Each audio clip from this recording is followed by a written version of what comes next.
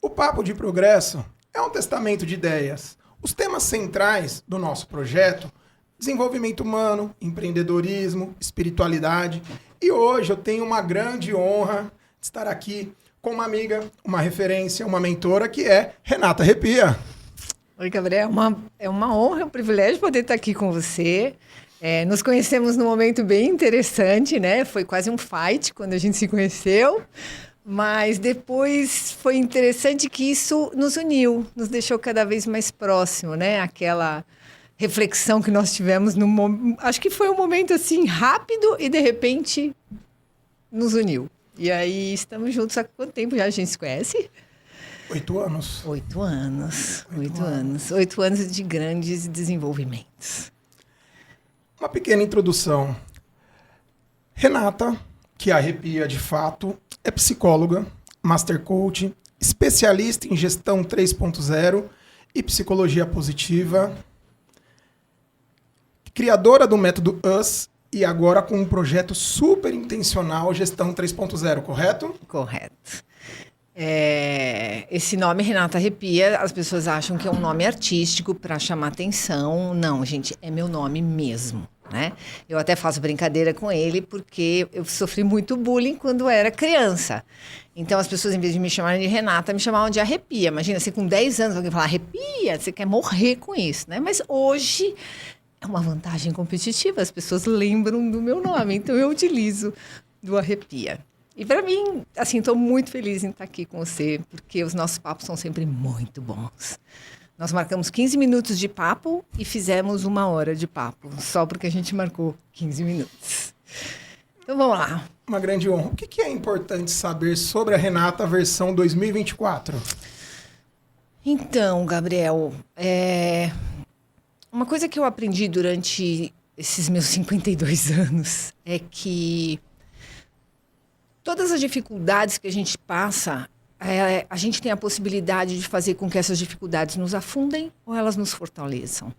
Até os 36 anos, elas me afundavam. Depois, quando eu comecei a ressignificar aquilo que eu tinha passado, isso começou a me fortalecer. Então, eu comecei a perceber, assim, eu já passei coisas muito intensas na vida. As pessoas olham aquilo que eu estou fazendo hoje, que eu fiz há 5 anos atrás, e as pessoas consideram que é aquilo que a gente estava falando, né? O jardim do outro é mais bonito. E que as coisas ruins não acontecem comigo. E não é fato. Acontece com todo mundo, né? Então, coisa ruim acontece com todas as pessoas. Gente boa e não.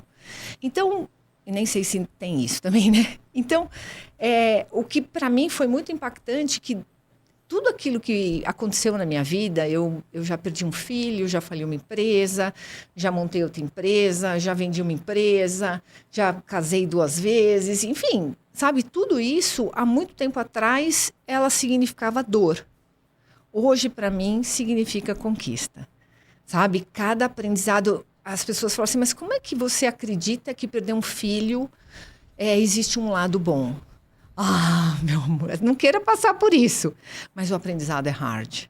Existe um lado bom em perder um filho? Existe, cara, você se torna... Eu me tornei muito mais humana. Eu me tornei muito mais...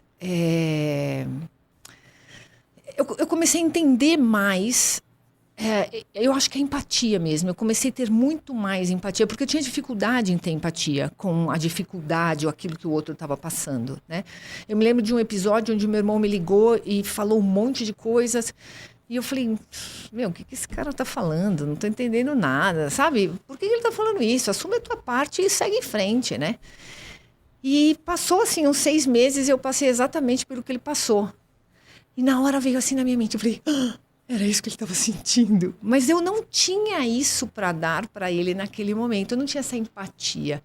Então, a gente muda, né? Vou falar para você, quero passar por isso de jeito nenhum. Mas o aprendizado é hard. É bom se você leva pelo lado do aprendizado. E não pelo lado do vitimismo, o lado da dor, que no começo eu fiz muito isso, né? Eu comecei a me fazer de vítima porque as pessoas me agradavam muito quando sabiam que eu tinha perdido um filho. E as pessoas falavam, não, senta aqui, você quer um café, você quer isso, você quer não sei o quê. Eu falei, nossa, é importante, né? E aí um dia eu estava fazendo aula de natação, cara, eu conto isso nos treinamentos porque eu acho muito importante. O cara perguntou assim pra mim, é o teu primeiro filho? Porque todo mundo pergunta, né, quando vê a gente grávida. Ah, é teu primeiro, o segundo, tal. E eu falava assim, é o segundo, porque o primeiro eu perdi. Era o momento em que eu entrava com aquela crise de vítima, né? Ah, coitada. E aí esse professor falou assim, poxa, que legal, você que é feliz, né? Eu falei, pô, o cara não caiu no meu vitimismo, né? Eu falei assim, como assim eu que sou feliz? E aí ele falou assim, pois é, a minha esposa, ela perdeu o filho e o útero junto, e você tá aí grávida de novo, né? E eu falei, cara, eu não estava olhando por esse lado, pela oportunidade de estar grávida de novo, eu estava olhando pela dor, eu estava olhando pelo vitimismo, ninguém vai cuidar de mim, ninguém vai me proteger, ninguém, sabe? E aí eu vi, pô, meu, é verdade, olha o outro lado, eu tenho a oportunidade de ter mais um filho, e tive mais 2 depois. Enfim, essas coisas eu aprendi que elas podem nos fortalecer, ou elas podem nos derrubar, depende do lado que você olha. A dor existe, o sofrimento é opção, né? Então, eu sofri por muito tempo, mas eu decidi parar de sofrer e ficar só com aquela dor que fica guardada, né? Porque às vezes a gente fala desse momento de dor e até se emociona, porque é uma coisa pesada, né? Eu lembro que na época, eu fiquei pesando, eu tenho 1,73 m, eu fiquei pesando 50 quilos. Eu fiquei cadavérica, porque, foi muito difícil. Foi difícil lidar com isso. Mas se eu tivesse o conhecimento que eu tenho hoje, com certeza eu não teria ficado assim por 1 ano, 2 anos. Né? Eu teria ido bem mais rápido. Então, eu sou muito grata a todas as oportunidades que o universo me deu, que as minhas decisões me deram, porque muito daquilo que acontece comigo está ligado às minhas decisões. Outras não, né? A gente vai falar de espiritualidade, mas outras não. E tudo aquilo que está ligado à minha decisão e aquilo que eu posso passar e aprender, realmente, a gratidão é a minha palavra. Qual foi o ponto primordial para esse plot twist, para essa virada em ter uma nova mentalidade, vamos dizer assim? Eu não acredito no acaso, sabe, Gabriel? Eu acredito que a gente vai ficando pronto para receber novos conhecimentos, novos insights. Então, assim, eu sempre fui do mundo de vendas e eu não sabia por que eu não conseguia ficar em vendas, sair de vendas, né? Eu não conseguia, eu adorava conversar com o cliente, falar, blá, blá. Depois que eu vendia, alguém tinha que cuidar disso para mim, porque o que eu gostava mesmo é de fazer essa parte de influenciar a pessoa por algo até que ia deixar a casa da pessoa melhor, que ia deixar a vida da pessoa melhor, né? E eu tinha uma empresa no segmento de revestimentos de luxo e um dia eu tive um problema com a minha gerente. E eu falei, cara, que tipo de liderança eu sou, né? E naquele dia chegou um e-mail de uma empresa que tinha me indicado, que minha professora da pós tinha me indicado, falou, faz um curso nessa empresa.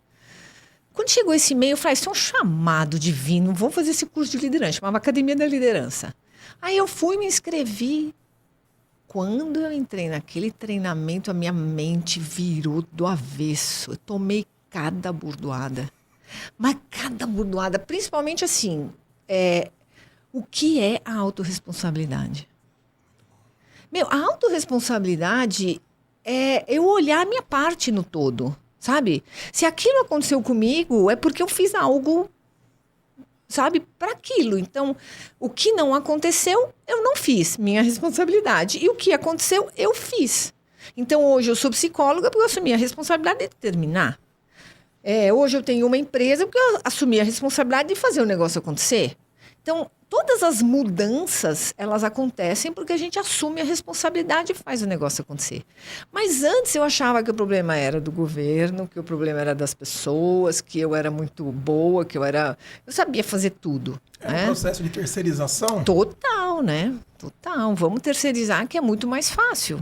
Então, você não conseguir olhar assim, o que você tem de bom e o que você tem para melhorar, você achar que você é o máximo e que você está pronto, você nunca está pronto. Essa pandemia me fez ver tudo que eu não via. Cara, foi tão interessante porque eu entrei no modo só sei que nada sei. Sabe, você começa a estudar, você vai enlouquecendo, porque você fala, cara, eu não sei nada. Olha o meu nível de arrogância quando eu trabalhava na minha empresa. Eu tinha minha empresa, achava que eu era o máximo, sabe? Foi uma empresa que deu certo. O ROI dessa minha empresa, a gente fez em 3 meses, foi um estouro. Um 3 estouro. meses? Ninguém tinha o meu produto em São Paulo. Caraca, você conseguiu um break-even em 3 meses? 3 meses foi muito bom. Só que também, em 3 anos, as grandes empresas me viram, copiaram o modelo e tchau, Renata. Eu tive que me reinventar. Foi aí que eu entrei nas crises, né, de liderança, de não sei o quê, e fui buscar. E quando eu busquei, eu falei, cara, essa empresa é pequena para mim. Sabe, o teto tá baixo e eu tô amarrada aqui. E é o que muita gente está hoje. Né? Muita gente está hoje amarrado dentro de um padrão, dentro daquela empresa, fazendo a mesma coisa, mas não consegue sair. E essa decisão, ela é muito difícil. Eu demorei 4 anos para efetivar essa minha decisão, que é o quê? Mudar completamente. Então, eu fui saindo aos poucos da empresa, cuidando para que a empresa fosse sozinha com a equipe, e eu fui cuidar de fazer o que me fazia feliz. E não é que não está ligado a vendas, está ligado à comunicação. Foi aí que eu entendi porque eu não conseguia trabalhar em administração, contabilidade e outras coisas. Não, eu preciso me comunicar. E a minha comunicação faz com que as pessoas, sabe, pensem de forma diferente. Eu descobri que eu tenho uma habilidade em impactar as pessoas, entrar no coração delas e falar, pô, eu posso fazer melhor do que eu estou fazendo. Como foi esse processo de descoberta para reconhecer suas características de assinatura? Foi quando eu comecei a entender sobre propósito. Né? Então, o que meu coração batia mais forte? O que fazia com que... Então, eu dava treinamentos, foi aí que a gente se conheceu, eram 12 horas por dia, 4 dias direto. Eu chegava em casa pilhada. Aí meu marido falava assim, você não tá cansada? Eu falei, que cansada, cara? Você falou 12 horas, você ainda quer falar aqui em casa? Eu falei, quero falar, eu quero contar como é que foi, eu quero, sabe? Cada treinamento era único, porque as pessoas são únicas. Então, o conteúdo era o mesmo, mas como o treinamento acontecia, era completamente diferente. E aí eu fui percebendo, através até do feedback dos alunos, que falavam assim, Renata, o teu conteúdo é denso. Mas ele é leve ao mesmo tempo, porque você traz com humor, que é uma das minhas forças de assinatura. O humor, a liderança. Então, eu comecei a perceber, eu falei, isso está ligado ao meu propósito, está ligado com aquilo que me faz feliz. Então, eu entrei num treinamento, eu estou aqui falando desses conhecimentos com você ou com qualquer outra pessoa. Eu sou capaz de ficar 3, 4, 5 horas falando sem sentir. Nada, absolutamente nada. Então foi aí que eu percebi que é aqui que eu tenho que viver. Que é dentro disso que eu tenho que viver. E que, de certa forma, tinha a ver com a venda. Porque eu queria impactar positivamente a casa da pessoa. Porque eu trabalhava, né, com essa parte de arquitetura. Então, eu queria fazer com que a pessoa ficasse feliz com a escolha que ela fez da casa dela, né? E hoje é que ela fique feliz com a escolha que ela fez para a vida dela. Então... assim, até me emociona porque é tão gostoso isso, você receber mensagem às vezes, Renata. Então, essa semana, uma mãe de um aluno que eu fiz um projeto, né, do Power for Youth, que a gente pode até falar sobre eles, né, de jovens, porque eu acredito que o futuro está no jovem, né? Se eu soubesse o que eu sei hoje, com 18 anos, seria muito diferente. Eu ia eliminar vários sofrimentos da minha vida que eu não preciso disso, sabe? Mas antes eu não sabia, eu ficava, ó vida, ó céus, porque comigo, né? Você teve essa fase do porquê comigo? Ah, sim, né? Quando eu perdi meu filho, a primeira pergunta foi, por que eu? Ah, por que isso aconteceu comigo? Hoje, atualmente, você tem quantos filhos? Hoje eu tenho 2, que estão comigo, 2, então no total eu tive 3 filhos. O que ser mãe significa para você e o que te ensinou nessa trajetória? Cara... Bom, ser mãe para mim é uma grande alegria, né? E assim, até mesmo porque eu sou uma mãe fora do convencional, né? Os meus filhos falam muito isso. O quanto esse meu humor eu levo para dentro de casa. Então, assim, às vezes os meus filhos querem conversar comigo um assunto sério e eles falam, mãe, agora é sério. Por quê? Porque eu estou sempre brincando, fazendo com que o nosso ambiente seja leve, com que a gente esteja juntos. Então, se é cozinhar, vamos cozinhar junto, vamos todo mundo, vamos ver o que vai dar. Se é um momento difícil, vamos fazer isso juntos, sabe? Sempre foi fácil? Não, muito perrengue como mãe. De você se sentir uma incompetente, porque eu gosto do meu trabalho, eu gosto de trabalhar, e vem a culpa da maternidade, que muitas mães passam por isso.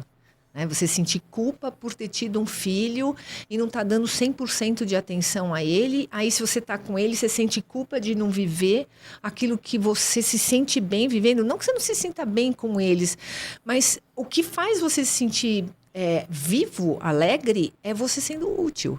Então, eu posso ser útil como mãe, mas eu quero mais.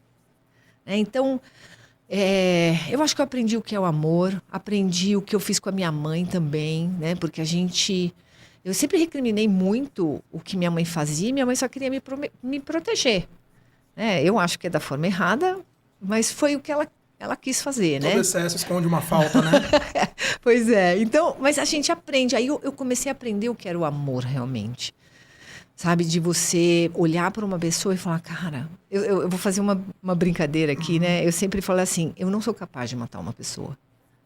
Não tenho coragem de matar uma pessoa. E aí minha filha nasceu e eu falei, eu tenho coragem de matar uma pessoa. Se encostar a mão nessa menina.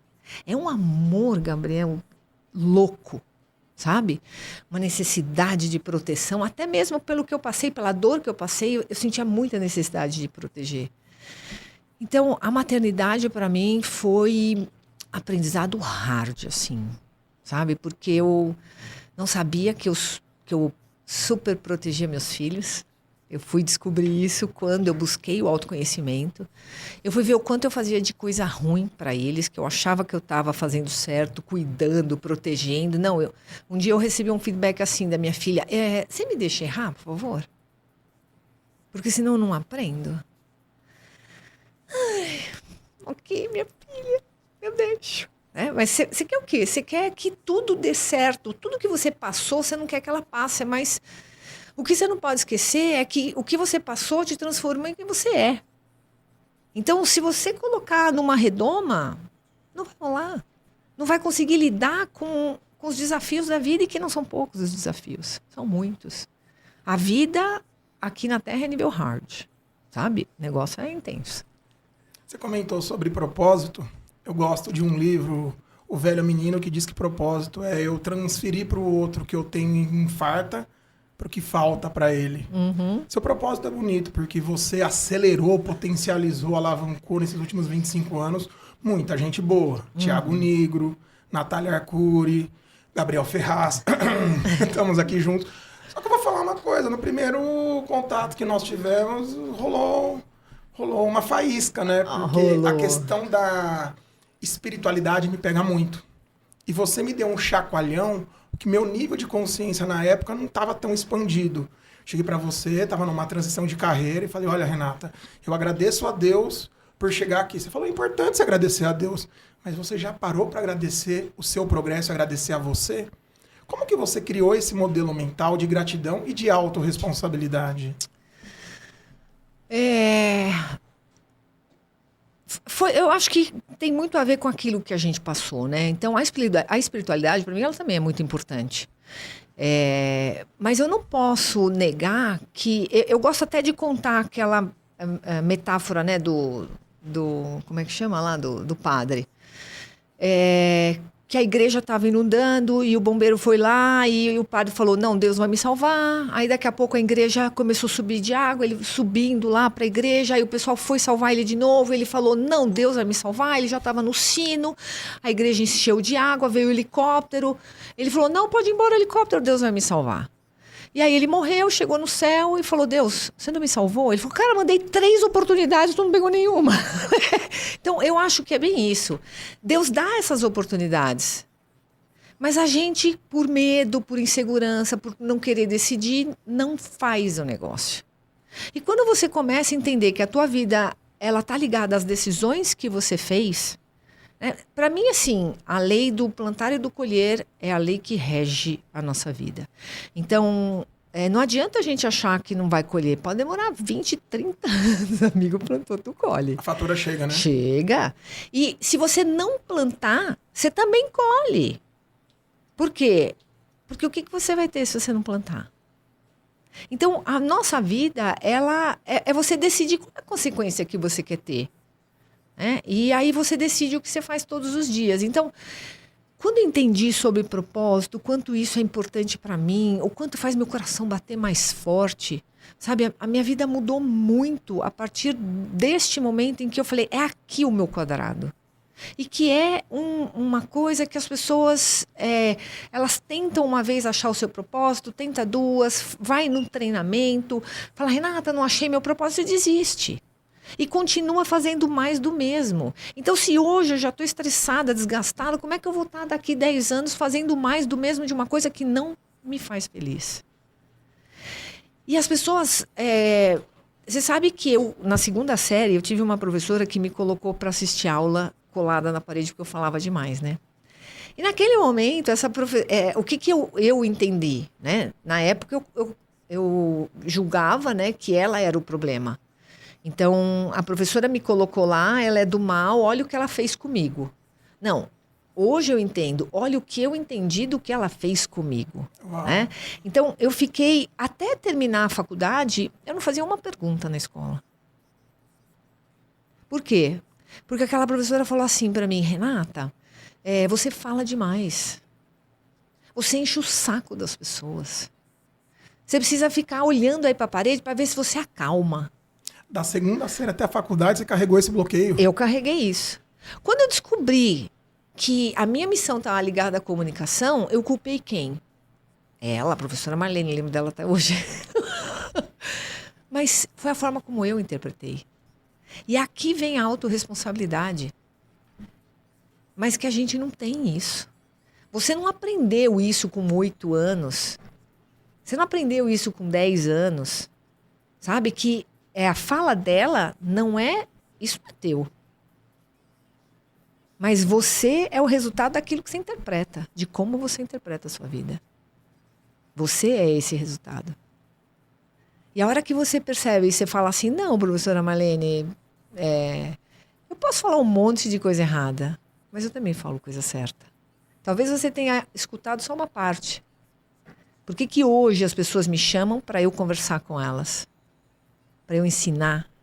Para eu fazer com que elas tenham sucesso, mudar o mindset delas? Será que é porque eu só falo bobagem? Mas foi assim que eu interpretei. Aí eu me fiz de vítima. Então eu não vou falar nada. Se eu não sei falar nada, então eu vou ficar quieta. Eu fui assim até a faculdade. Quando eu caí nesse curso de liderança, amigo, tomei uma chacoalhada e eu vi, cara, quanta coisa eu interpretei errado, quanta coisa eu sofri que eu não precisava sofrer. E aí o que eu fiz? Levei meus filhos para esse mundo. Minha filha quis ir, meu filho não, mas ele conhece tudo, né? Porque a gente fala em casa, tudo. Então, é interessante que as falas da minha filha hoje, elas são completamente diferentes eu quando tinha a idade dela, ou até antes, né? Hoje, qual é a idade deles? Hoje a Amanda tá com 25 e o Arthur tá com 22. Fui fazer uma palestra na Ambev.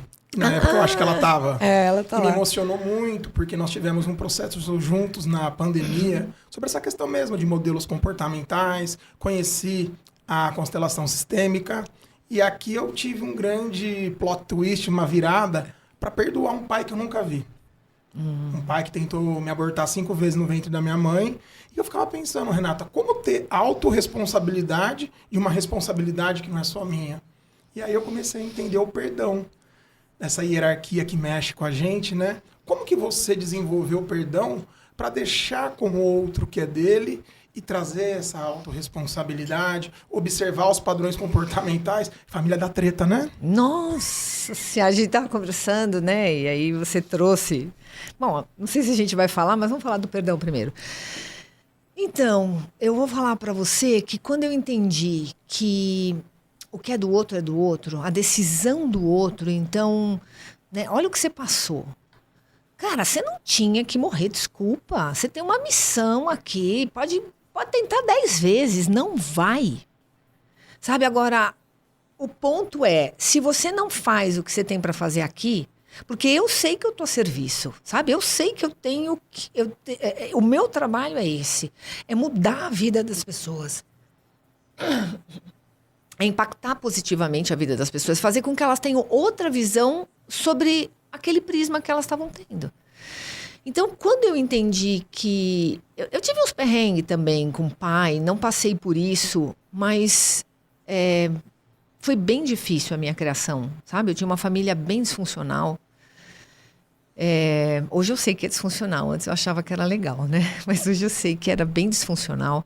Eu passei por várias coisas e hoje eu entendo assim, como é que eu posso exigir de alguém o amor, o carinho, se nunca recebeu? A pessoa não tem como dar o que não... Por que será que o teu pai tentou fazer isso? Devia estar num medo, cara, de assumir o negócio.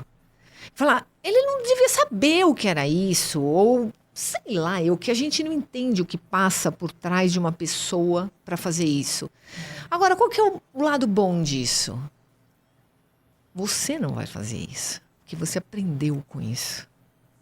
Você vai fazer diferente, porque você tem o conhecimento. O ponto é aquilo que a gente estava falando. Então, eu não tenho esse conhecimento, eu repito o ciclo. E aí você vai vendo uma mãe solteira que tem uma filha que com 15 anos se torna mãe solteira e a outra com 40 anos já é avó. E o negócio vai. Por quê? Porque não chega alguém para quebrar esse ciclo. E quando você olha para trás, eu assisti um seriado chamado Outlander. Você já assistiu? Amigo, é hard aquilo lá. Mas vou falar para você, ele passa em 1700 e pouco. Eu fiquei pensando como as mulheres da minha família viveram. Qual streaming? Netflix, tá? Outlander. Fica a dica de progresso para você que nos acompanha, hein? Gente, é pesado, mas é bom. Sabe, de você olhar como eles viviam nessa época. Que vida difícil, cara. Eu tenho que ter gratidão por tudo que eles fizeram para conseguir fazer com que eu chegasse nesse planeta. É muito pesado. Tudo se matava. Olhei para você, não gostei, vou te matar. E matava, era um a menos. E assim, é muito pesado. Sabe? Então, se eu conseguir estar aqui, é porque teve todo um esforço atrás de mim. Né? E da mesma forma como eu trago esses ciclos que são negativos, eu também trago os positivos. Eu trago toda a força da minha família. E quando eu aprendi isso, cara, nossa senhora, me empoderou. E eu falei... Porque eu tenho uma família intensa, né? De arrepiar. De arrepiar, cara. Eu não vou contar o nome da família, porque o meu é só arrepia, né? Uhum. Da família vem mais coisa junto aí. Mas, sabe, você sentir essa força e você falar... Obrigado, gente, porque o que vocês viveram não foi fácil. O que vocês passaram para eu poder nascer, para eu estar aqui, não foi fácil. Então, a gente vai aprendendo, né? Os meus ancestrais, eles tinham muito problema com família. Então, a família do marido não se dava bem com a família da esposa, e esse ciclo veio vindo. Até que chegou em mim, e eu fiz igual. Quando eu entendi esse momento, eu já tinha quebrado o pau com todo mundo. E eu falei, cara... Qual era um padrão comportamental que você tinha, que você pode ter usado, de repente, nos seus primeiros relacionamentos? Eu era muito intensa. E eu era, assim, sem filtro nas palavras, do meu jeito.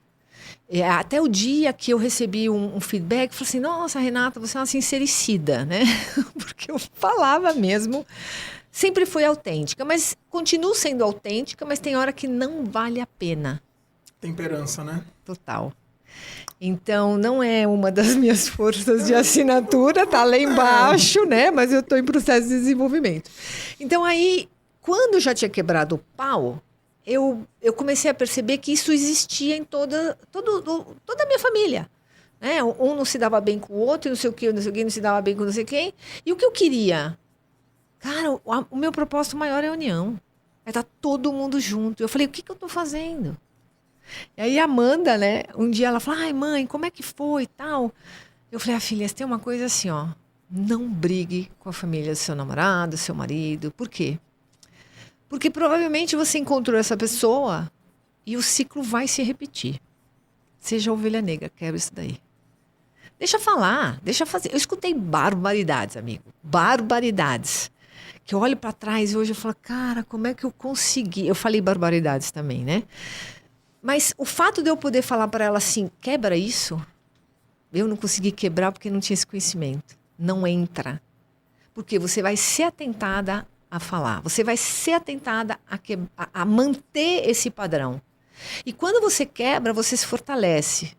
Porque quando alguém fica te atazanando e você não entra, você sai dali com um sentimento de yes, consegui fazer isso. Sabedoria, né? Total. Né? Então, a sabedoria é você conseguir pegar aquilo que você aprendeu e colocar em prática. Né? Então, é tão bom poder enxergar isso, sabe? Você olhar e falar, bom, repetindo esse ciclo, vamos parar. Quais os outros que eu vou parar? Porque eu sei que eu vim nesse mundo para quebrar bastante coisa. Eu não tenho, assim, contato. A minha família não é grande, mas eu não tenho contato com a minha família, né? Então, hoje, eu tenho contato com um irmão só, em que eu cuido dele, e o resto da família não me vê como uma pessoa digna, talvez, Sabe que eu trabalhei né? em terapia sobre a minha família? Ah, Que às vezes a distância é uma grande dádiva. Que é necessário ter algumas distâncias para que o processo de cura ele aconteça. Por exemplo, tem uma mãe que gosta muito de você, a Lucila, mandar um beijão para ela, que nós gravamos um episódio que ela fala que quando nasce um filho, nasce uma mãe. E foi interessante que a filha dela, a Rafa, assim com a minha irmã, minha filhada Cacá, a Robert, elas participaram do projeto que você faz com os jovens. Uhum. É interessante que quando nós pegamos esses processos de cura, conseguimos levar significância para a vida das pessoas, né? Exato. E assim, você sabe que a semana passada, né, me chamaram para esse projeto lá no Rio Grande do Sul e falaram assim, Renata, manda uns vídeos. Cara, a hora que eu comecei a ver os vídeos, mas assim, um choro compulsivo. Você fala, cara, olha o que eu fiz com essas crianças, sabe? Olha quem eles se tornaram, é tão gostoso. E as mensagens que eles mandam, sabe? Meu, isso não tem... E não fui eu que fiz, né? Eles estavam dispostos, Toda uma egrégora, né? Tudo funcionou. Então, 100%, quando chegou lá no evento, eu falei, mas por que você está aqui? Porque minha mãe mandou, porque meu irmão mandou, porque meu tio mandou, porque não sei quem mandou, né? E quando eles saíram, eu falei, e aí, como é que foi? Foi o melhor momento da minha vida, foi isso aqui. Porque eles sem celular, né? Enfim, elas devem ter te contado aí. Sim. Mas, sabe, eles aprenderam a se relacionar, aprenderam a entrar no mundo da coragem, a fazer o que precisa ser feito. E os depoimentos são tão lindos que se eu tivesse esse conhecimento, né? Com meus 15 anos, seria diferente. Mas tudo tem a sua hora. Eu tive com 36 e sou grata a ter essa oportunidade com 36. Tem gente que tem 60 e ainda não sabe nada sobre si mesmo, né? Não vai buscar desenvolvimento humano. Desenvolvimento humano é o que faz você prosperar. Porque você começa a enxergar que você está pisando na bola em alguma coisa. Se você não olha para isso, você continua se achando o máximo e não vai para frente, para, né? Chega num momento em que para. E eu descobri esse momento também, porque eu comecei a crescer muito e, de repente, eu estagnei de novo. Eu falei, cara, como é que eu estagnei? Sabe o que veio na minha mente? Você quer ser melhor que seu pai? E eu falei, por que eu não posso ser melhor que meu pai? Se meu pai quis parar, por que eu não posso? Por que eu tenho que parar, sabe? Chegar nesse nível e parar? Não, eu posso ser melhor. E aí eu comecei a trabalhar sobre isso. Então a gente nem percebe o que está por trás dos nossos sabotadores, né? Dos nossos pensamentos que nos impedem de chegar onde a gente quer chegar. E todo mundo tem perrengue. Não tem uma criança que fala assim, como foi sua infância? Foi super tranquila, feliz. Não existe. Não existe isso. Se isso acontece é porque a pessoa não consegue olhar para o que realmente aconteceu e ela blindou, ela fechou, ela travou, levou para o inconsciente, trancou com 7 chaves porque ela não quer ter contato com isso. E aí se coloca, não, eu fui uma criança feliz, fui uma criança onde tudo deu certo. Não. Não é assim. E a hora que a gente começa a saber que essa idade, ela interfere em como eu sou hoje, Aí a gente começa a falar assim, preciso saber o que aconteceu. A gente está vendo esse livro, né? Acolhendo Sua Criança Interior. Como é que eu faço para acolher essa criança? Porque essa criança é quem dá trabalho hoje pra gente. É quem faz a gente fazer o que não é para fazer, né? Então, Nietzsche tem uma metáfora que eu acho super interessante, que imagina que o consciente é uma garrafa e lá dentro tem tudo que você sabe. Você tampa e joga no mar revolto, chamado inconsciente. Quem decide para onde você vai? O inconsciente ou o consciente? Eu tenho inconsciente. Então, enquanto você não traz para a consciência, você patina. O Jung fala, né? Enquanto você não tornar consciente o inconsciente, ele vai dominar a sua vida, você vai chamar de destino. E tem um ponto... Chamar de destino, né, Gabi? Isso Tem um ponto que eu gosto também, que eu acompanho você há muito tempo, que vem também no Jung, que ele fala, você pode estudar o que for, fazer o que for, se desenvolver, mas quando encontrar uma alma humana, seja uma alma humana. Para você que nos acompanha, esse livro que a Rê comentou, tá aqui, ó. Para você que nos escuta, é um livro de capa branca, com uma descrição azul, Acolhendo Sua Criança Interior, da editora Sextante. E como que foi para você acolher a sua criança interior, olhar para suas sombras e ressignificar? Então, no começo eu comecei, né? No começo eu coloquei bastante responsabilidade nos meus pais, né? Mas depois, cara, a minha criança interior era rebelde. Putz, para domar essa... Os malucos se conectam, né? Ah, você acha que não? Cara, que criança rebelde, turrona que é a minha. Tem hora que eu falo, fica quieta, não se manifeste, sabe? Porque foi uma criança sofrida, muito sofrida. Eu não sabia que eu tinha um lance com abandono, cara. Quando eu descobri esse lance com abandono, passei por uma situação muito... Eu tinha 13 anos, tentaram me pegar na rua. E quando eu contei para o meu pai falou assim, o que você acha que vão querer com você? Naquele momento, hoje eu entendo que aquela criança, ela criou um padrão de abandono, sabe? Ela decretou, eu sou um ser abandonado. E o fato de eu ter isso também me deu uma força para ir sozinha. O outro lado, né? Que eu não sabia que eu tinha, né? Então, eu sempre tive muito perrengue com meu irmão mais velho. Perrengue, assim, de apanhar mesmo. Porque ele era maior e eu tinha que fazer o que ele queria. E era zero fazer o que ele queria, porque não curtia. Mas tinha hora que eu fazia para não apanhar muito, né? Então, o que aconteceu? Eu casei para sair de casa com 18 anos. Eu falei, tchau. Chega, não vou mais viver essa vida. Não sabia que eu estava casando por isso. Uma busca inconsciente de liberdade, né? Total, né? Não sabia que eu estava casando, não tinha essa consciência, mas eu precisava disso, sabe? Eu precisava ter a minha vida. Então, muitas coisas que me aconteceram na minha infância e na minha adolescência, de ruim, né? Que eu considerava de ruim, foram um dínamo na minha vida. Sabe? Sai pra vida, meu bem. E aí vai, assim, cara, eu aprontei já 1001, né? Eu já fiz muita coisa. E quando eu começo, assim, na pandemia, eu fui anotando tudo que aconteceu, né?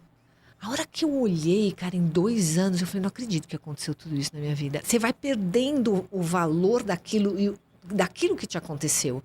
Porque você passa por aquilo, você fala, não, isso já foi.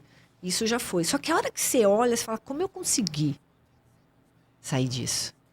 E essa foi uma pegada, né? Um dia o meu psicólogo falou assim, você já tentou se matar? Eu falei, não, cara, nem pensar. Como é que eu tentei me matar? Você tá louco? Ele falou, cara, muitas pessoas com isso que você passou já teriam feito isso. Eu falei, sério? Não é normal aguentar? Então, quando eu falo do aguentar, aonde eu aprendi a aguentar? Na infância, cara. Sabe, eu me tornei uma criança que aguentava o punch. Lógico, traumatizou a criancinha, né? Mas também me ajudou por esse outro lado, né? Então, trabalho muito essa minha criança interior, mas tem dia que ela tá insuportável. Quais são os momentos que você sente que pode sobrecarregar? Os momentos que você esse caminho lindo do autoconhecimento, porque o autoconhecimento de verdade machuca, né? Nossa!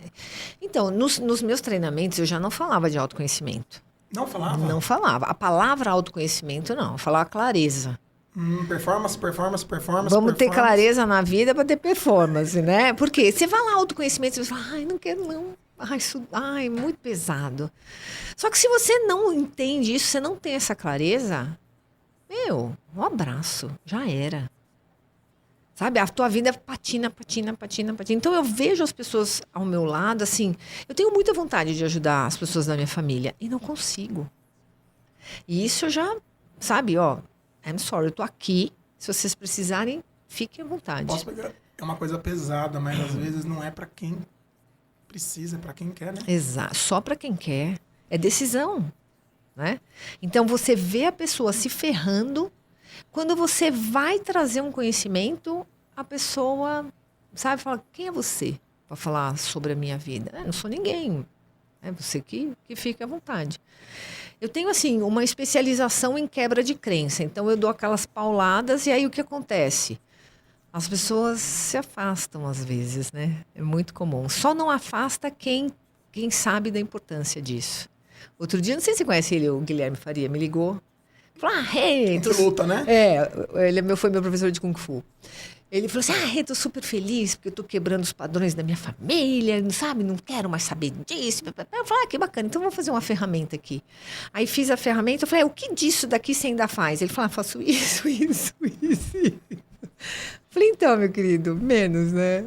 Aproveita essa ferramenta e implementa a melhoria na tua vida. E é isso, sabe? A gente acha que tá de um jeito, mas não tá, o negócio não tá. Então, uma coisa que eu aprendi, a gente falou sobre mentor, né? A importância da gente ter um mentor para parar de patinar.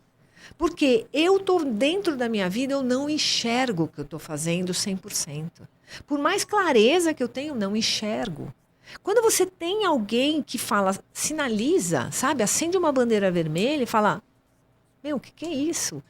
Para onde isso vai te levar? Isso vai te ajudar ou vai te atrapalhar? Você fazer este tipo de coisa. Sabe? Isso te aproxima do que você quer de resultado, te afasta do que você quer de resultado. Se eu fizer, a consequência é minha. Tá me afastando e eu vou lá e faço. Só que o fato de ter alguém que me ajuda a enxergar isso, facilita. E as pessoas mais bem-sucedidas na história sempre tiveram pessoas ao lado. Existe uma sabedoria milenar que fala que a humildade antecede a honra. Nós podemos aprender juntos, evoluir juntos. A importância de ter mentores, pessoas nesse caminho, né? Exato. Isso facilita e acelera muito o processo, né?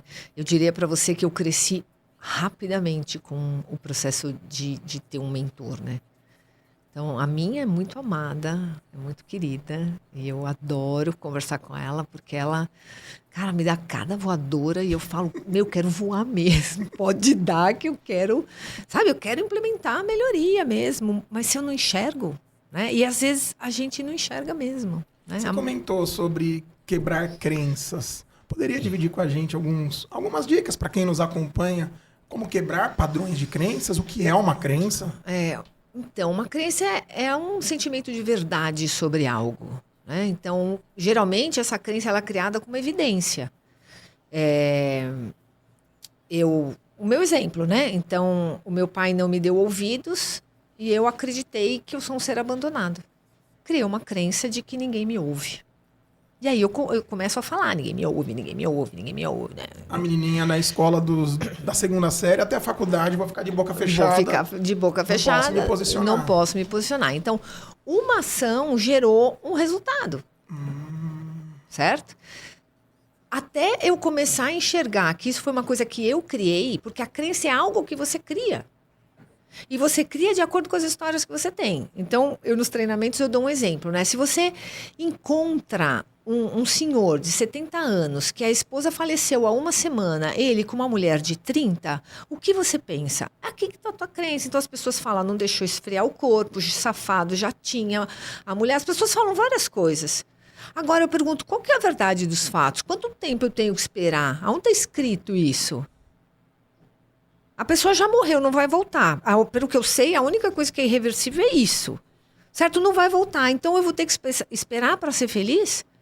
Será que esse senhor não está sofrendo por dentro e ele está junto com essa pessoa para ficar mais feliz? Mas eu olhando de fora, eu julgo? Uau. Né? Então, uma outra brincadeira, isso é tua crença, né? Uma outra brincadeira que eu faço é assim, ó, imagina que teu cunhado tá jantando com uma mulher escultural, aí eu faço aquele desenho, né, de uma escultura maravilhosa, uma mulher maravilhosa, o que você faz? Ah, eu imediatamente vou fazer ele me ver. Eu vou tirar uma selfie, vou mandar foto para minha irmã, eu vou fazer um monte de coisa. Qual que é a verdade do fato? O cara tá... Primeiro que eu brinco, né? Eu falei, ele tá jantando com uma escultura de mulher, não com uma mulher. Foi o que eu falei, mas o que você já pensou? Esse pensamento é a interpretação que você faz. E essa interpretação ferra a tua vida. Por quê? Porque você acredita que é desse jeito. Só que você nem se deu o trabalho de ouvir o que eu falei. Eu internaria teu cunhado. Porque você sair para jantar com uma escultura, você tá louco, né? E aí as pessoas dão risada, mas o fato é que eu falo uma coisa e você interpreta outra. Imagina o seguinte, que ele está numa reunião de trabalho, mas você achou que, como eles estavam dando risada, já era alguma coisa. Aí você vai lá e manda para tua irmã. O que a tua irmã esquentada faz? Joga as roupas dele tudo pela janela. E aí? E aí você vai acabar com a vida do cara por uma coisa que não existe. Pode ser que ele estivesse fazendo alguma coisa que você considera errado? Pode. Você viu? Não. Então, não interpreta. Porque essa interpretação, e todo mundo interpreta. Eu interpreto para quê? Eu interpreto do meu lado para me favorecer. E você interpreta para te favorecer. E isso está ligado à nossa crença. Agora, qual que é o fato? O fato é um só, é sem interpretação. É um homem e uma escultura jantando, ou se fosse uma mulher, um homem e uma mulher jantando. Só esse fato eu trouxe. Não trouxe mais nada. O que passou na tua cabeça é a tua interpretação. E essa interpretação atrapalha a tua vida, porque você interpreta tudo no mundo. Então, quando eu descobri isso, eu já me pergunto, né? Eu venho de crenças familiares do tipo, Renata, calma que o que é teu tá guardado. Não sei se você já escutou isso. E eu ficava assim, Cacilda, onde que tá guardado isso, Sabe que né? é interessante? Nós estávamos falando sobre o livro O Alquimista, que o conceito de Maktub, que o que é seu te encontra. Exato. Pode ser uma crença minha. Não corre não pra ver. Exato. Não, o que é seu você vai encontrar, né? Não te encontra. Foi isso que eu entendi da vida, né? Então, o que é teu não tá guardado. O que é teu tá esperando você ir atrás. Vai buscar. Você acredita em lei da atração? Eu acredito, cara. Eu acredito, e assim, se você pensar, aquilo que você pensa, você atrai, né? Pensa com constância, com consistência, você atrai. Eu já consegui coisas muito legais na minha vida. Uma vez eu estava num treinamento, meu marido estava junto, e aí a gente fez um ensaio mental de um objetivo que ele tinha. Em 3 dias o negócio aconteceu, ainda brinquei com ele. Eu falei, cara, como é que você faz isso em 3 dias, né? 3 dias? 3 dias. Então ele visualizou aquilo. Ele visualizou aquilo que ele queria. E em 3 dias eu falei, cara, me ensina a fazer em 3 dias, porque eu demoro mais tempo para conseguir. Mas a lei da atração está ligada à tua fé. Uau. Você acreditar que aquilo é factível, que aquilo é possível. E aí vem a tua fé que a família te ensinou. Você acreditar que você não é o suficiente, que você não é capaz, que você não é merecedor. E aí você fica naquele dilema. E aí a lei da atração quer se atrair de você, né? Quer atrair perto de você e você manda ela para longe. Então, aqui para mim vem a frequência que você vibra. Você tem que estar com ela elevada. Porque aí a lei da atração funciona. Você atrai para você aquilo que você deseja. E a energia chega na frente do diploma, a energia chega na frente da beleza. Tudo. A energia chega na frente de um pitch decorado, né? Exato. E a energia para mim, quando eu entendi sobre isso, que essa energia, ela fazia com que eu tivesse os resultados que eu gostaria de ter, né? Que eu estando nessa frequência elevada, o negócio fluía. Eu falei, cara, e assim, é tão engraçado porque eu sinto quando a minha frequência está baixando, né? E o mais engraçado, assim, quando eu ando na rua, eu me sinto parecendo aquela Uma Linda Mulher, sabe? A Julia Roberts, andando naquela avenida lá em... Eu não lembro o nome da avenida Do filme lá. Nova York? Não, ela não tá ela tá em Los Angeles, né?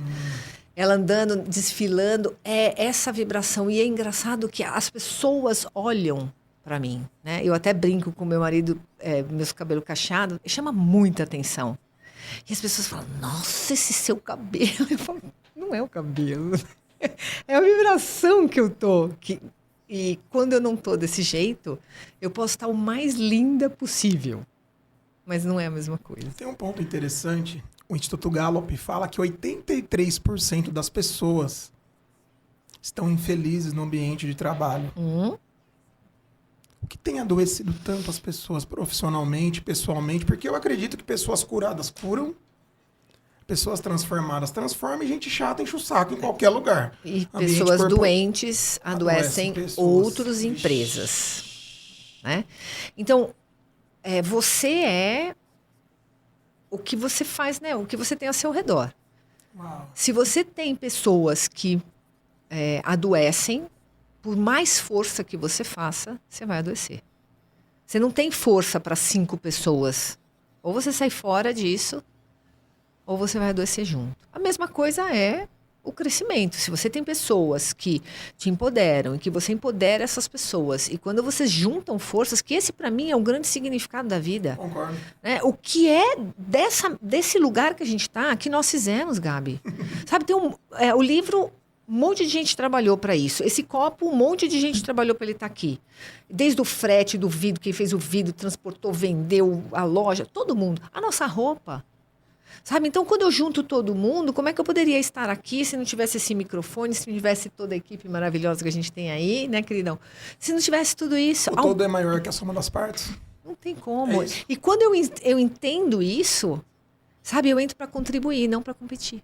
Uau. Eu não sou melhor que você. Eu estou junto com você. Esse modelo mental está dentro do seu projeto Gestão 3.0? Exato. Você entender que não é competição. Eu não preciso ser melhor que você. Juntos, eu gosto da metáfora da vela. Né? A minha vela está acesa, a tua está apagada. O fato de eu acender a tua, eu apaguei a minha, não, a gente brilha mais. E se a gente acender mais 2, a gente vai brilhar muito mais. Momento polêmica, posso? Vai. Mas eu vou. Vai. O desenvolvimento humano está crescendo muito no Brasil. Aliás, não está crescendo, está inflando. Uhum. Hoje, nós vemos grandes players que você treinou. Será que as pessoas estão com esse modelo mental de a sua luz pode fortalecer a minha ou está meio cada um por si? Eu acho que aí a gente entra no modo julgamento, né? Cada um sabe a dor e a delícia de ser o que é, meu bem. Então, né? Mas eu acho que tem pessoas que têm a vibe de acender outras... Tem pessoas que querem manter a sua vela acesa. E tá tudo bem. O aprendizado chega no momento certo para cada um. Mas a insegurança, pessoas que querem só para elas, faz o evento só para elas, às vezes não vem no podcast, traz o conhecimento. Você trouxe uma consultoria aqui. Quem está nos acompanhando, papel e caneta e delícias. Não é verdade? Sim, então, mas eu acho que entra muito... É aquilo que a gente falou, né? Não posso julgar teu pai, não posso julgar meu pai. Não sei o que essa pessoa tá passando, o que ela passou, mas o mais importante a gente aprende. A gente aprende.